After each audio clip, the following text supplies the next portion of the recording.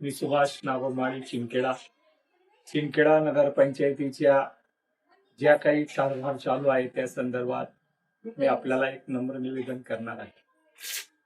चिंकेडा नगरपंचायतीच्या नगराध्यक्ष म्हणून कलावतीताई या प्रथम लोकनियुक्त नगराध्यक्ष निवडून आल्यानंतर चिंकेडा शहराने जो कौल दिलेला आहे तो भाजप आणि राष्ट्रवादी या दोघं पक्षांची महाराष्ट्रात युती आहे. या युतीच्या माध्यमातून लोकांनी जो काही कौल दिलेला आहे, भाजप आणि राष्ट्रवादी शिवसेना महायुतीच्या बाजूने कौल दिलेला होता. परंतु महायुतीचा धर्म कुठलाही भाजप पाळत नाही. उलट विकास कामांना स्थायी समितीच्या बैठकीत हजर न राहता अर्ज देऊन स्थायी समिती रद्द करतात. याचे कारण काय? फक्त त्यांनी जे काही केलेलं आहे, जे काही आता जी पत्रकार परिषद घेतली भाजपवाल्यांनी, जी कलावतीताई यांनी पत्रकार परिषद होती, त्या पत्रकार परिषदेला उत्तर म्हणून त्यांनी जी पत्रकार परिषद घेतली, त्या पत्रकार परिषदेला माझा एक आक्षेप आहे. चिंकेडा नगरपंचायतीच्या निवडणुकीमध्ये लोकांनी जे काही 11 नगरसेवक भाजपचे निवडून दिलेले आहेत त्यांना विकास कामं करण्यासाठी लोकांनी मतदान केलेलं आहे. परंतु जे नगरसेवक, जे काही सभापती आहेत ते फक्त स्वार्थासाठी, आकाच्या फायदा व्हावा यासाठी ते काम करत आहेत. माझं तर बांधकाम सभापती मनोहर भाईसाहेबांना एक विनंती आहे की आपण ज्या काही काळामध्ये निवडणुकीच्या पूर्वी शिंदखेडा शहराच्या पाण्या प्रश्नाच्या संदर्भात मंत्री महोदयांनी मीटिंग घेतलेली होती, त्यावेळेस जे काही आपण भांडण केलं होतं पाणी पुरवठा योजनेच्या संदर्भात, ती बातमी फार मोठी गाजली होती. त्या उद्देशाने मनोहर भाऊसाहेब काहीतरी शिंदखेडा शहराच्या पाण्याच्या प्रश्नावर काहीतरी आवाज उठवणार आणि लोकांना जी पाण्याची योजना 31 कोटीची झालेली आहे त्याच्या संदर्भात काही जे काही गैरकाम झालेलं आहे त्याची चौकशी करणार. परंतु ते काम सोडून जनतेच्या विकासाच्या कामाच्या केलं पाहिजे ते काम न करता फक्त जे काही विकासाचे काम, जे मासिक सभा असते त्याला मंजुरी देतात, परंतु जे काही वार्षिक हे आहेत टेंडर, ते जे वार्षिक टेंडर आहेत त्याच्यामध्ये गटारी असतील, नाले सफाई असतील, पाणी पुरवठा योजनेचे काही बरेचसे कामं असतात, ते वार्षिक निवेदनाला मंजुरी आहे स्थायी समितीमध्ये द्यावी लागते. आमच्या नगराध्यक्ष कलावतीताई यांनी जे काही आक्षेप घेतलेला आहे तो फक्त स्थायी समितीला विरोध केला म्हणून तो आक्षेप घेतलेला आहे. तुम्ही ज्या कामांना मंजुरी दिलेली आहे ते कामं अजून त्याची प्रोसेस चालू आहे, परंतु ते कामं जे मंजुरी आहे त्यालाही ते काही कामं करायचे. परत तुमचे पत्र आहे, तुम्ही पत्र देतात, ते मनमानी करतात, हे करतात. माझी एकच विनंती आहे, जे 11 नगरसेवक निवडून आलेले आहेत, तुम्हाला जर कधी एवढं विकासाच्या बद्दल तुम्ही म्हणतायत, नरेंद्रजी मोदींच्या जे काही स्लोगन आहेत सबका साथ सबका विकास, या संदर्भात जे काही तुम्ही बोलतात त्या संदर्भात ती कृती करून दाखवा. कारण जे आम्ही करतोय महायुतीच्या संदर्भात मार्फत जो काही आहे सो लोकांच्या विकास करायचा जो काही ध्यास आहे त्या संकल्पना घेऊन नगराध्यक्ष व नगराध्यक्षांचे पुत्र राकेश माळी हे सातत्याने प्रयत्न करतायत. आतापर्यंत 4 महिने आपल्याला निवडणुकीला झाले, परंतु मागच्या काळामध्ये कुठल्या मासिक सभा या महिन्यात काळात झालेल्या आहेत यांनी मला ते दाखवून द्यावे. जे काही म्हणतात ना मासिक सभेला मीटिंग घ्यावी, दर महिन्याला मीटिंग घ्यावी, मागच्या काळात म्हणजे दर महिन्याला मीटिंग झालेली का असं मला एखादे पुरावा दाखवा. एका वर्षात किती मिटिंगा झालेल्या आहेत? 12 महिन्यात 12 मिटिंगा झाल्या असतील ना तर मी राजकारण सोडून देऊ. असं कुठलंही काही बहाणे दाखवून, काही कुठल्याही लोकांना हे करून खरोखरच आपल्याला विकास करायचा असेल, मंत्री महोदय सांगतात तुम्ही बसून विकास करा, तुम्ही इथं काय करता? मंत्री साहेबांचे ऐकत नाही म्हणजे मंत्री साहेबांना बदनाम करण्याचे कारस्थाने तुम्ही लोक करून राहिले. कारण तुम्हाला जर खरंच सबका साथ सबका विकास करायचा असेल तर गावाच्या विकासासाठी नगराध्यक्षांच्या जवळ बसून विचारविनिमय करून याला सामोपचाराने प्रश्न सुटतात. हा जो काही आहे विषय तो तुम्ही फक्त पत्रकार परिषद घेऊन कलगीतुरासारखं करता. जे आम्ही घेतलं ते तुम्ही विरोध केला, तुम्ही फक्त जे सांगितलं तुम्हाला आम्ही जे स्थायी समिती पुढे जे तो विषय दिलेला होता त्याची तुम्हाला निविदा जे जे टेंडर आहेत त्याचे जे प्रमाणपत्रामध्ये वर्तमानपत्रामध्ये दिलेलं होतं त्याची तुम्हाला अजिंक्यासोबत ती प्रत दिलेली होती, तरी सुद्धा तुम्ही ते लेखी देऊन ती सभा स्थगित केली. म्हणजे विकास कामांना अडथळा नाही का? तुम्ही बांधकाम सभापती आहात,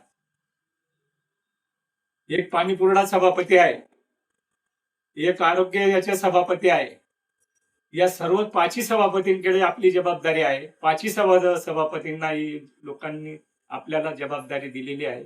ती जबाबदारी पार करणं हे आपले कर्तव्य असून एक कर्तव्यापासून वंचित लोकांना ठेवतायत, कर्तृत्वात कसूर करतायत. तरी आपल्याला या वाटत नाही तर आम्ही विकासाच्या बाजूने आहेत. पहिल्या मीटिंग मध्ये जे काही होतं 21 कोटीची पाणी पुरवठा ही अत्यंत त्याच्यात भ्रष्टाचार झालेला आहे आणि परत दुसरी 23 कोटीची योजना मंजूर झालेली आहे. त्या योजनेला शिंदखेडा शहरातला आमचं म्हणणं काय आहे, त्याला पीएमसी बदला. तुम्ही काय म्हणताय, विरोध करत नाही. जो काही पाण्याचा प्रश्न आहे त्या पाण्याच्या प्रश्नांमध्ये जे काही मागे झालेलं आहे ते 70% नळ कनेक्शन आपण दिलेले आहेत. 70% नळ कनेक्शनांना पाणी नळाद्वारे मिळत नाही. त्याच्यासाठी आंदोलन केलं. त्यावेळेस तुम्ही बाहेरून पाठिंबा दिला. तुम्ही कोणाच्या दबावावर तुम्ही जर त्या पाण्याच्या पुरवठ्यामध्ये तुम्ही एवढे त्यावेळेस विरोध करत होते, एवढे विषय दाखवत होते, काहीतरी झालेलं आहे, हे झालेलं आहे, ते झालेलं आहे. तुमच्यासोबत मी पण होतो. आपण या संदर्भातला जे काही शिंदखेडा शहराचा विकास करायचे आहेत, जे काही कामं झालेले आहेत ते निकृष्ट दर्जाची कामं झालेले आहेत. 15 वर्षामध्ये आपण 10 वर्षामध्ये किती कामं चांगले झालेले आहेत याच्यात तुम्ही विचार करा. आम्ही जे कामं करतोय ते लोकांना दिसेल अशा पद्धतीने कामं आपल्याला करायची आहे. आमच्या नगराध्यक्षताई यांनी आपल्या शिंदखेडा शहराच्या विकासासाठी जो ध्यास घेतलेला आहे, मंत्री महोदयांना विश्वासात घेऊन काम चालू आहे. परंतु आपण शिंदखेडा शहरात आपलं कुठंतरी काही हे आहे, स्वार्थ आहे. स्वार्थासाठी आपण ते काहीतरी काम लांबवताय. तुम्हाला जर एवढं करायचं असेल ना, तुम्ही या ज्याला टेंडर भरलेला आहे ते टेंडर भरलेल्या संदर्भातले जे काही तुम्हाला टेंडर पटत नाही, जे कमी कामात जो टेंडर कमी याच्यात टेंडर तर भरू द्या. टेंडर भरल्यानंतर त्याला मंजुरी देणं हे तुमचं काम आहे. स्थायी समितीमध्ये सर्व 5 सभापती तुमचे आहेत. स्थायी समितीमध्ये सदस्य तुम्ही आहेत, अध्यक्ष फक्त आमचे आहेत. त्याच्यात आम्ही एक सदस्य आहोत. सर्व गोष्टी आपण आपल्या कर्तव्यात असताना सुद्धा आपण कर्तव्यात कसूर करतायत आणि उलट लोकांना सांगतायत ते आम्ही विकासाला साथ देतोय. असं खोटं असं आपल्याला मी विनंती करू इच्छितो. कारण आपण जे काही पत्रकार परिषदेत सांगितलं की आम्ही एवढे विषयांना मंजुरी दिली, पण जे मेन विषय आहेत त्याला तुम्ही नामंजुरी दिलेली आहे. शिंदखेडाच्या पाण्याचा प्रश्न हा किती गंभीर आहे, किती मोठा त्याच्यात गैरव्यवहार झालेला आहे आणि त्याला तुम्ही पाणी घातलं. जे मेन विषय होते त्याला तुम्ही विरोध दर्शवलेला आहे, त्याला बहुमताने नामंजूर केलेला आहे. आमचा जो विषय आहे शिंदखेडा शहरातल्या जे काही हे झालेले आहेत त्याची चौकशी व्हावी यावेळी तुम्ही ते म्हटलं 1 आणि 2 विषयाला नामंजुरी दिली आहे. 2 वेळा मिटिंग झाल्या, दोघं वेळी तुम्ही नामंजुरी दिलेली आहेत. रस्त्या नवीन कामांना आपल्या भागातल्या तुम्हाला विश्वासात घेऊन तुमचे पत्र मागून सर्वे दिले, त्याला मंजुरी दिलेली. ते प्रोसेस चालू आहे. त्याला आपल्या इथे बांधकाम जो काही अधिकारी आहे तो अधिकारी आपल्या इथे नियमित नाही आहे. त्याच्या 2-3 चार्ज असल्या कारणाने तो उशिरा एस्टिमेट करतो, उशिरा त्याला प्रशासकीय मान्यता मिळून राहिली.